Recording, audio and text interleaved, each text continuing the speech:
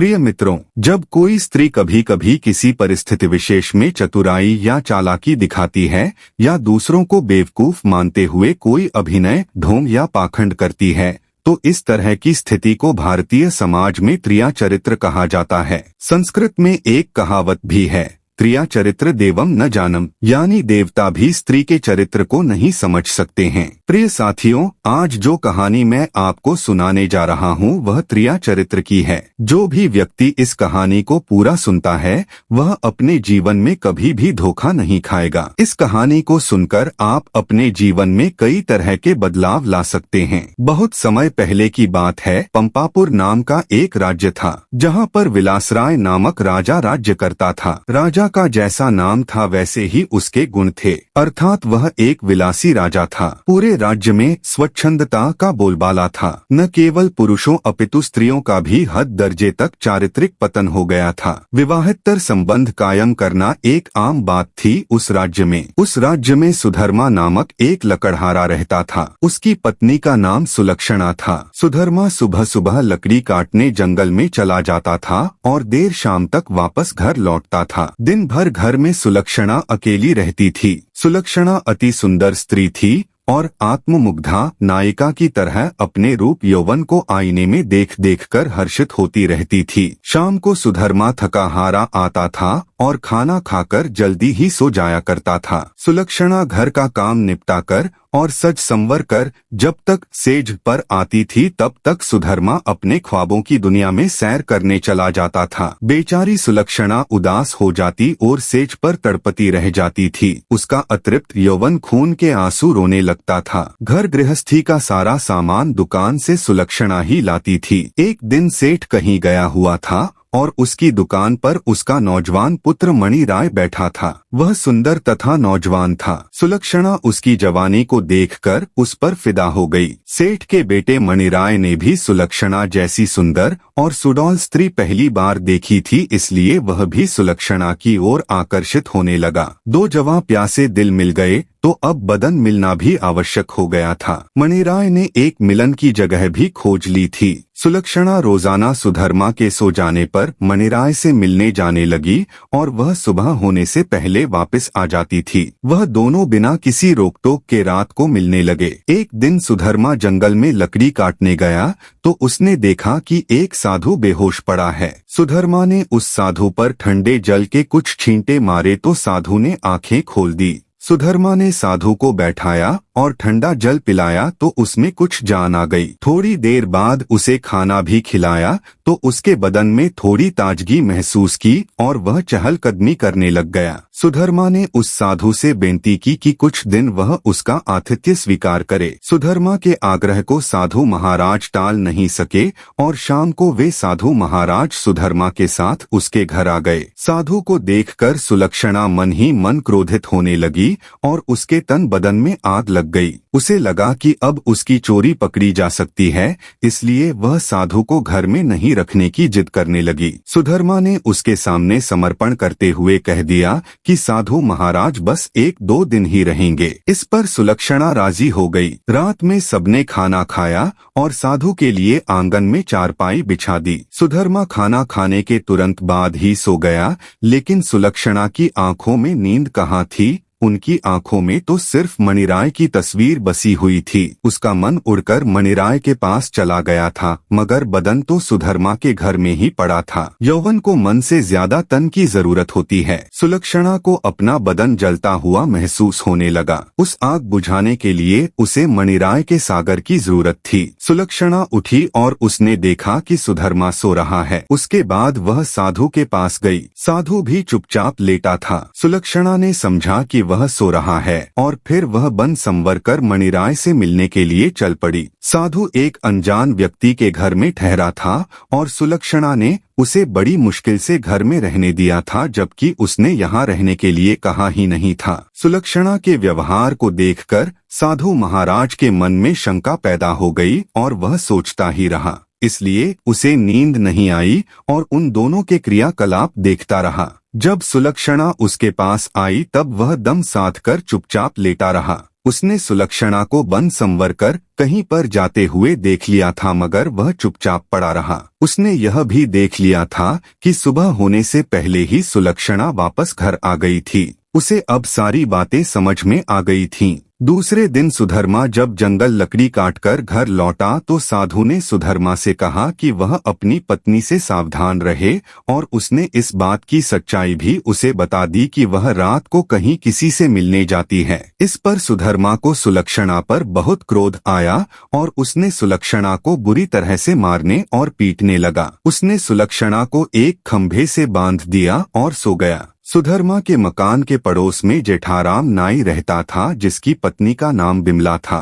सुलक्षणा की तरह बिमला भी एक चरित्रहीन स्त्री थी। उसका भी एक यार था। चूंकि दोनों एक ही नाव पर सवार थीं, इसलिए दोनों घनिष्ठ सहेली बन गई थीं। दोनों सहेलियां एक दूसरे के संदेश लाने ले जाने का काम भी करती थीं, इसलिए दोनों स्त्रियां एक दूसरे के प्रेमियों से भली भांति परिचित थीं। उस रात जब काफी देर तक सुलक्षणा नहीं आई तो मणिराय को चिंता होने लगी। वह भागा भागा बिमला के पास आया और सुलक्षणा को बुला लाने के लिए बिमला से कहने लगा। बिमला सुलक्षणा के घर गई तो उसे खंभे से बंधा पाया। तब सुलक्षणा ने सारी कहानी बता दी। बिमला ने मणिराय का संदेश सुलक्षणा को दिया तो सुलक्षणा ने अपने बंधे होने की मजबूरी बता दी। इस पर बिमला ने कहा, ऐसा कर, मैं तेरे हाथ खोल देती हूँ, तू मणिराय से मिल आ, तब तक मैं यहाँ बंधी रहूंगी। उसके इस प्रस्ताव पर सुलक्षणा की खुशी का कोई ठिकाना न रहा और वह अपनी जगह बिमला को बांधकर मणिराय से मिलने चली गई। साधु महाराज यह सब देख सुन रहे थे,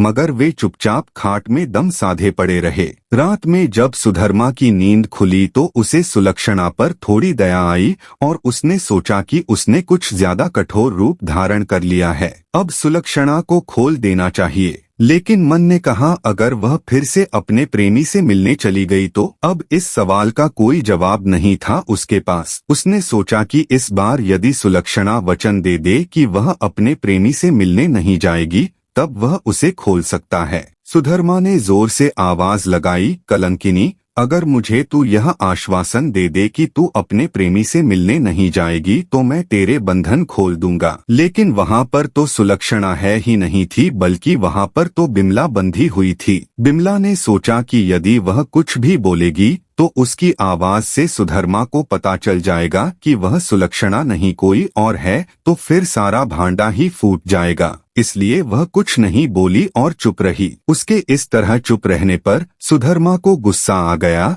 और उसने गुस्से में आकर कुल्हाड़ी फेंक कर दे मारी। कुल्हाड़ी सीधी बिमला की नाक पर जाकर लगी और उसकी नाक कट गई। वह अंदर ही अंदर सारा दर्द सहन कर गई, मगर उसने एक भी कराह नहीं निकलने दी। कुल्हाड़ी फेंक कर मारने से सुधर्मा का गुस्सा थोड़ा ठंडा हो गया और वह सो गया। उधर सुलक्षणा आज जल्दी ही वापस आ गई और जल्दी जल्दी बिमला के बंधन खोल डाले। तब बिमला ने अपनी कटी हुई नाक सुलक्षणा को दिखाई और सारा वाकया सुना डाला। सुलक्षणा यह देखकर और सुनकर कांप उठी, मगर अब क्या हो सकता था। बिमला अपने घर को चली गई और सुलक्षणा फिर से उसी खंभे से बंधी खड़ी हो गई। साधु बाबा चारपाई पर पड़े पड़े यह सारा त्रिया चरित्र देख रहे थे। थोड़ी देर बाद जब सुधर्मा की नींद खुली तो उसने अपनी पत्नी सुलक्षणा से फिर कहा, देख, तू अब भी मुझसे सच सच बता दे और मुझे यह वचन दे दे कि तू फिर कभी अपने प्रेमी से मिलने नहीं जाएगी तो ठीक रहेगा, नहीं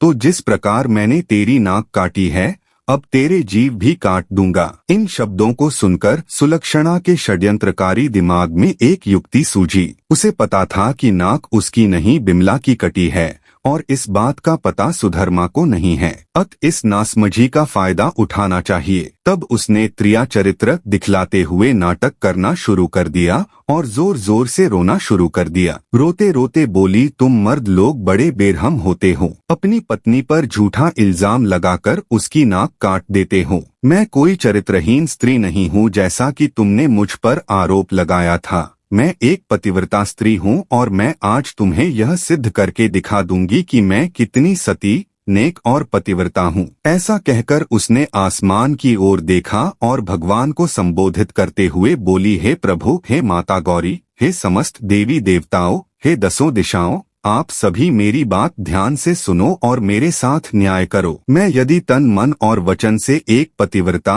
और सती स्त्री हूँ तो मेरे पति ने मुझ पर बदचलन होने का आरोप लगाकर जो मेरी नाक काटी है वह नाक फिर से जुड़ जाए और एक पतिव्रता स्त्री क्या होती है यह पूरे समाज को पता चल जाए। और वह ओम नमो भगवते वासुदेवाय नम का जाप करने लगी। सुधर्मा यह सब देख और सुन रहा था। अभी 3-4 बार ही मंत्र का जाप हुआ था कि सुलक्षणा चीख पड़ी, मेरी नाक जुड़ गई, मेरी नाक पहले जैसी हो गई। हे भगवान, तेरा लाख लाख शुक्र है जो तूने एक पतिव्रता स्त्री की लाज रख ली और मुझ पर बदचलन होने का झूठा आरोप जो मेरे पति ने लगाया था उसे खारिज कर दिया। मैं आपका यह उपकार जिंदगी भर नहीं भूलूंगी भगवान। और उसने नीचे धरती पर झुककर भगवान को प्रणाम किया। तब तक सुबह हो गई थी। सुधर्मा को उसकी बातों पर विश्वास नहीं हुआ, इसलिए वह उसके पास गया और उसकी नाक को छूकर देखा, वह पहले जैसी ही थी। वह सुलक्षणा को आश्चर्य से देखता ही रह गया और अपनी गलती पर पछताने लगा। उधर बिमला ने अपने चेहरे पर एक कपड़ा इस तरह लगा लिया कि नाक दिखाई नहीं दे। सुबह होने पर नाई जेठाराम अपनी दुकान पर जाने लगा तो उसने अपनी पेटी संभाली। उसमें एक बड़ा वाला उस्तरा नहीं था। उसने बिमला से कहा कि बड़ा वाला उस्तरा ला दे। बिमला नाक कटने से चिढ़ी हुई सी थी तो उसने हरिराम की तरफ एक चाकू फेंक दिया और कहा, ले, यह ले तेरा बड़ा वाला उस्तरा। बड़े वाले उस्तरे की जगह चाकू देखकर हरिराम का पारा 7वें आसमान पर चढ़ गया। उसने अपनी पेटी खोली और एक छोटा उस्तरा निकाला और उसे बिमला की ओर फेंक कर मारा। उसकी चाल कामयाब हो गई। वह यही तो चाहती थी। उसने उस्तरा हाथ में पकड़ा और जोर जोर से चिल्लाने लगी, अरे मेरी नाक काट दी, हाय मेरी नाक काट दी। उसकी आवाज सुनकर पड़ोसी आ गए और वहां भीड़ लग गई। लोगों ने देखा कि बिमला की नाक कटी हुई है और उसके हाथ में एक छोटा उस्तरा है। वह कहे जा रही थी कि उसके पति ने उसे बदचलन बताकर बेवजह ही उसकी नाक इस उस्तरे से काट दी है। लोगों ने बिमला की बात को सही समझा और जेठाराम नाई की खूब धुलाई कर दी। इतनी देर में राजा के सिपाही आ गए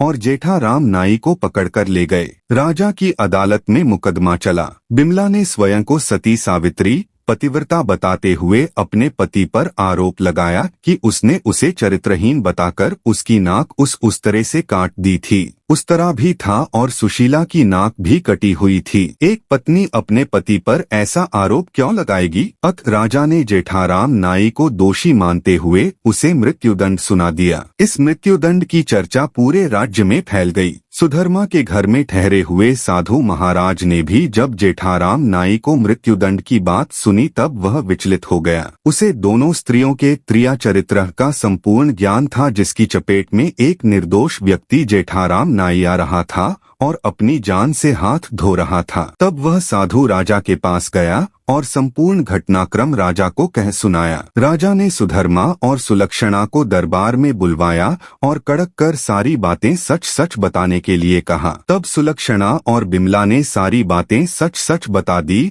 और अपने स्वांग को भी बता दिया। अब सारा मामला पूरी तरह से साफ हो चुका था। दोनों स्त्रियों का अपराध सामने आ गया था और जेठाराम नाई निर्दोष सिद्ध हो गया था। इस षड्यंत्र के लिए दोनों चरित्रहीन स्त्रियों को भीषण दंड दिया जाना था, लेकिन स्त्री, बालक और साधु को मृत्युदंड नहीं दिया जा सकता है। इस शास्त्रीय विधान के अनुसार दोनों स्त्रियों के नाक कान काटकर उन्हें छोड़ दिया। प्रिय मित्रों, हम उम्मीद करते हैं कि इस कहानी के माध्यम से आप स्त्री के त्रिया चरित्र को समझ गए होंगे। मित्रों, जो आपके दिल के करीब है उसके बारे में पूरी जानकारी रखिए कि उसके अंदर खुद के लिए कोई स्वार्थ तो नहीं छुपा हुआ, और अगर ऐसा है तो आप उससे दूरी बनाकर रखें, क्योंकि चरित्रहीन और स्वार्थी स्त्रियां अपने स्वार्थ के लिए कुछ भी कर सकती हैं। तो मित्रों, हम उम्मीद करते हैं कि यह कथा आपको जरूर पसंद आई होगी। जय श्री कृष्णा। दोस्तों, इस कथा को पूरा सुनने के लिए धन्यवाद। और साथ ही अगर आप चैनल पर नए हैं